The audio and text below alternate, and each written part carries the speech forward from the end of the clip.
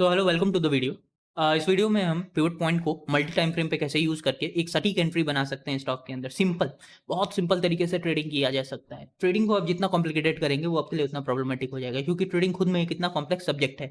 खासकर intraday trading इतना complex subject है, उसको आप अगर और कॉम्प्लेक्स कर देंगे तो दिक्कत हो जाएगा। हमारे दिमाग में अगर ज़्यादा इन्फॉर्मेशन चली जाती है तो वो प्रोसेस नहीं कर पाता है। एक सीमित इन्फॉर्मेशन के लेवल को ही दिमाग प्रोसेस कर पाता है। तो सिंपली आपको यहाँ पे मैं जो सिखाने जा रहा हूँ, इसको यूज़ करने के बाद जो भी स्टॉक्स आप बाई करेंगे, जो भी कमोडिटी आप बाई करेंगे, यहाँ तक कि निफ्टी के अंदर, बैंक निफ्टी के अंदर, फिन निफ्टी के अंदर, मिड कैप के अंदर, सेंसेक्स के अंदर, किसी भी इंस्ट्रूमेंट के अंदर, वर्ल्ड में किसी भी मार्केट पे अगर आप इसको लगाएंगे तो आपका पीएनएल, इसका रिजल्ट आपको अपने आप शो कर देगा। ये बहुत कॉम्प्लेक्स स्ट्रैटेजी नहीं है, सिंपल सिस्टम है। एक बहुत ही सिंपल सिस्टम को मैंने मल्टी टाइम फ्रेम में डिवाइड करके आपको एक्सप्लेन करने की कोशिश की है। आप इसको यूज़ करिए।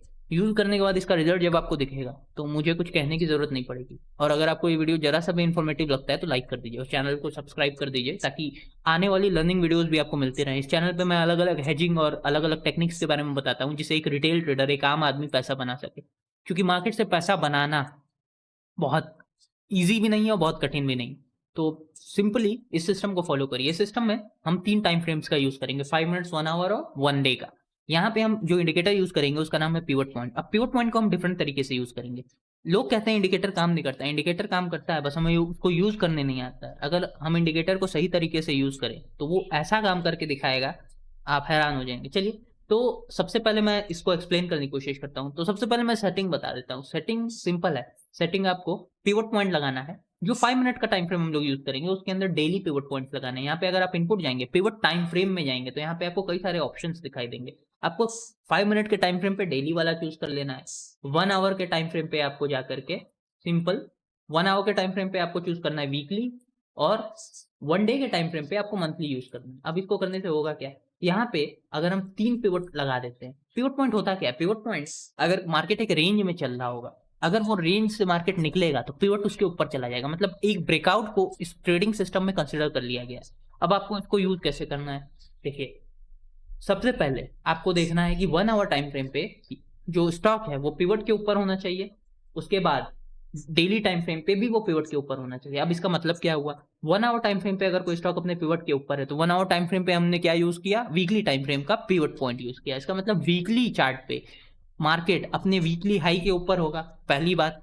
दूसरी बात, 1 डे टाइम फ्रेम पे अगर कोई स्टॉक अपने पिवट के ऊपर है तो उसका मतलब ये होगा कि वो अपने मंथली टाइम फ्रेम के रेजिस्टेंस के ऊपर ट्रेड करता है। फिर यहाँ हम 5 मिनट में आ जाते हैं। 5 मिनट में होगा क्या? 5 मिनट में हम लोग डेली टाइम फ्रेम यूज़ कर रहे हैं। इसका मतलब वो अपने डेली के ब्रेकआउट लेवल पे जब तीनों टाइम फ्रेम एक में मर्ज करके आप स्टॉक खरीदेंगे तो आप देखेंगे उसका रिजल्ट एक्स्ट्रा ऑर्डिनरी आ रहा है। सिंपल है सिस्टम। चलिए मैं आपको इसको एक्सप्लेन कर देता हूँ। अब एमजीएल के कंडीशन में आप इसको देखिए। मार्केट में ओपनिंग होती है और मार्केट नीचे जाने लगता है, लेकिन यहाँ पे अगर हम देखेंगे वो अपने R1 के ऊपर है, पिछले दिन के हाई के ऊपर ट्रेड कर रहा है मार्केट। फिर 1 घंटे के टाइम फ्रेम पे, फिर हम यहाँ पे आके देखेंगे 1 डे के टाइम फ्रेम। 1 डे के टाइम फ्रेम पे हम देखेंगे मार्केट एक ब्रेकआउट लेवल पे ब्रेकआउट किया हुआ है, क्योंकि एक रेंज में से मार्केट बाहर निकला है। ठीक, अब इतना देखने के बाद आप इसके अंदर एंट्री बनाएंगे कब? जब ये 5 मिनट के टाइम फ्रेम पे पिवट के ऊपर क्लोज हो जाएगा। अब ये 5 मिनट के टाइम फ्रेम पे पिवट के ऊपर क्लोज हो जाता है। पिवट के ऊपर जब भी एक कैंडल क्लोज होती है, आप एंट्री बनाते हैं, अपना एसएल जस्ट इस कैंडल के नीचे लगा देते हैं क्लोजिंग बेसिस।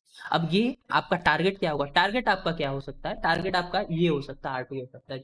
R2 का लेवल आ रहा है 1925। 1925 के टारगेट के लिए आप एमजीएल को बाई कर सकते हैं।